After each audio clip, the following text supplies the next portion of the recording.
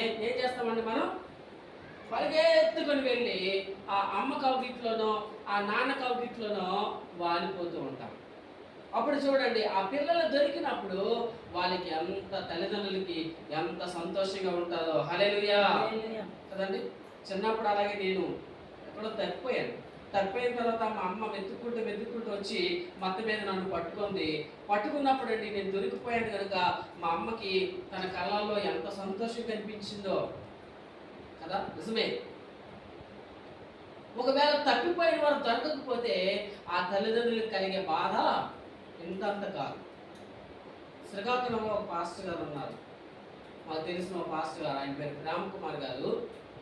వాళ్ళ అబ్బాయి అంట, ఆయన చెప్పారు, వాళ్ళ అబ్బాయి చిన్నప్పుడు అండి, చాలా చిన్నతనంలో, ఇంకా ఈ హవీలా కంటే ఇంకా కొద్ది చిన్నప్పుడు ఆ బాబు అలా ఇంటి ముందే ఆడుకుంటున్నాడంట.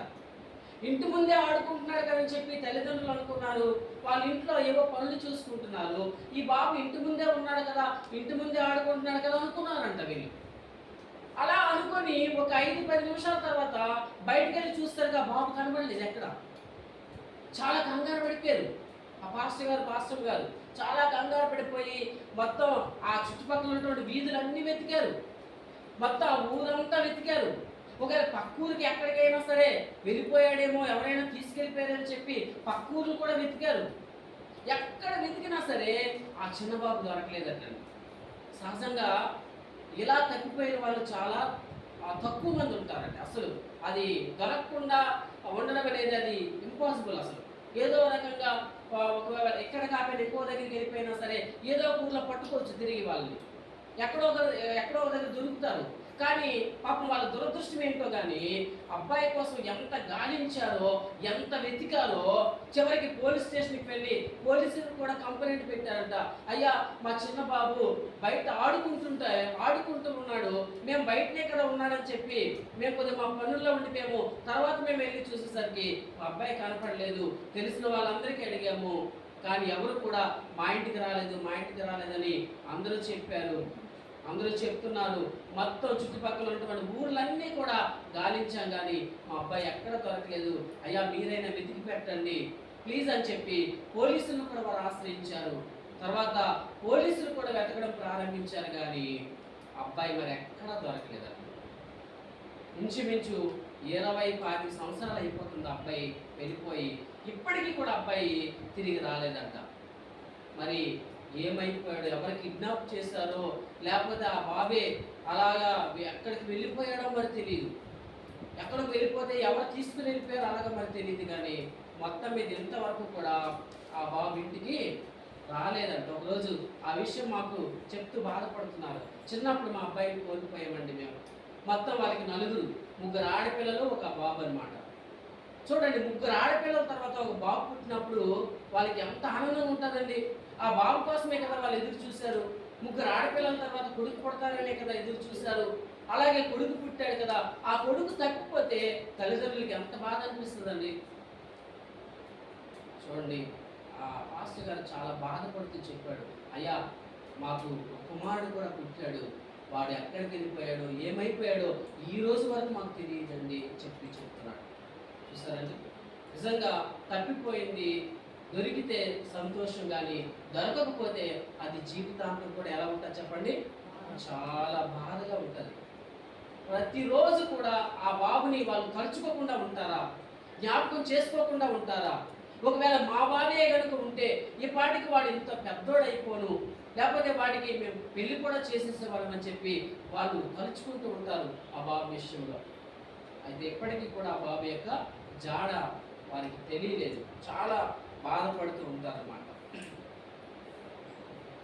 కనుక చూడండి, తప్పిపోయినటువంటి ఆ గొర్రె వెతికినప్పుడు అది దొరికినప్పుడు ఆ కాపరి చాలా సంతోషించాడంట. దేవునికి స్తోత్రం, హల్లెలూయా కదండి, చాలా సంతోషించాడు.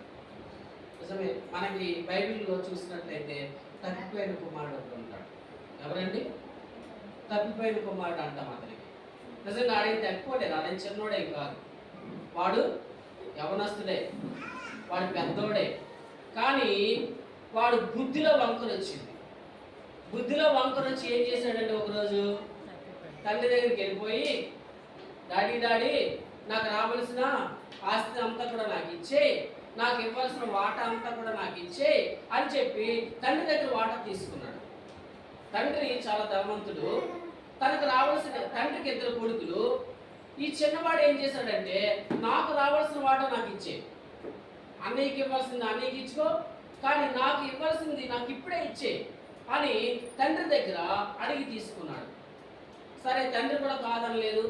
చిన్న కుమారుడు అడగగానే ఏం చేశాడండి, చిన్న కుమారుడికి ఇవ్వాల్సిన వాటా ఆస్తి చిన్న కుమారుడికి ఇచ్చేశాడు.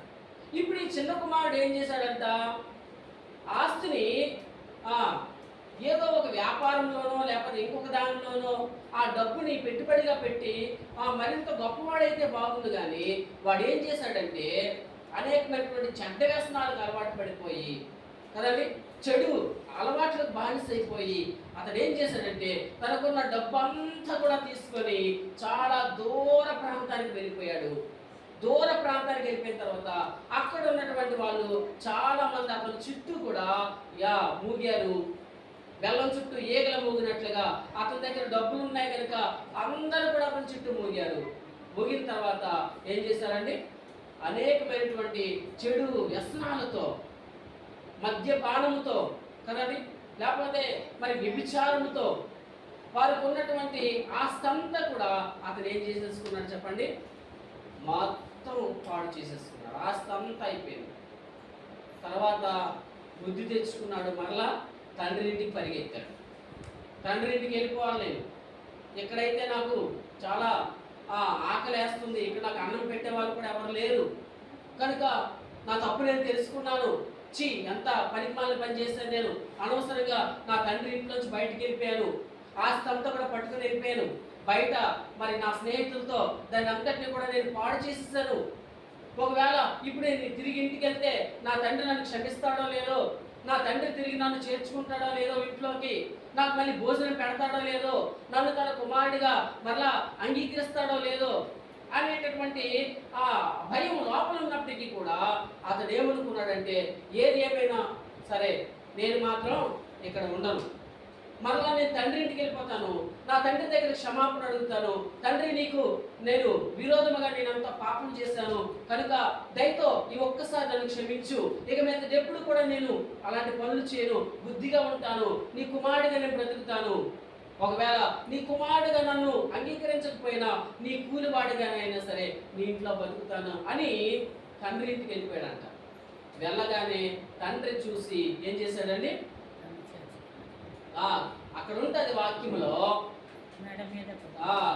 తప్పిపోయిన ఈ నా కుమారుడు తిరిగి నాకు దొరికాడు, చనిపోయిన నా కుమారుడు తిరిగి బ్రతికాడని సంతోషించాడంట తండ్రి. హల్లెలూయా. చూసారండి, నిజంగా అలాంటి తండ్రి ప్రేమే మన యేసయ్య ప్రేమ. మనం ఎంత చెడిపోయినా, మనం ఎంత పాడైపోయినా, మనం ఎన్ని చెడు అలవాట్లకు బానిస అయిపోయినా సరే మరలా మన తప్పిదాలు తెలుసుకొని మరలా ఆయన పాదాల దగ్గరికి మనం వస్తామని చెప్పి మన సృష్టికర్త అయిన దేవుడు మన కొరకు నిత్యము కనిపెట్టుకుంటూ ఎదురు చూస్తున్నాడు. హల్లెలూయా.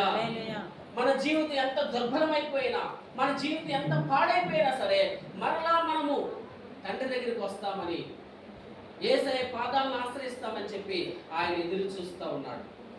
ఇప్పటికైనా సరే మన పొరపాట్లు మనం గుర్తించి దేవుడి సన్నిధికి వచ్చి మన పాపాలు ఒప్పుకుంటే నిజంగా ఆయన మనల్ని ఏం చేస్తాడండి, క్షమిస్తాడు. హల్లెలూయా.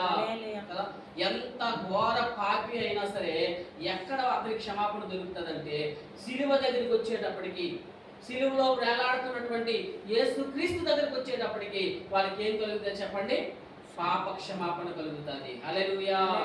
దేవునికి స్తోత్రం. ఇంగ్లాండ్లో లండన్ అనేటటువంటి ఒక నగరం ఉంది, అందరికీ తెలుసు కదండి. లండన్ పేరు విన్నారు కదా. అది లండన్ ఎక్కడ ఉంది,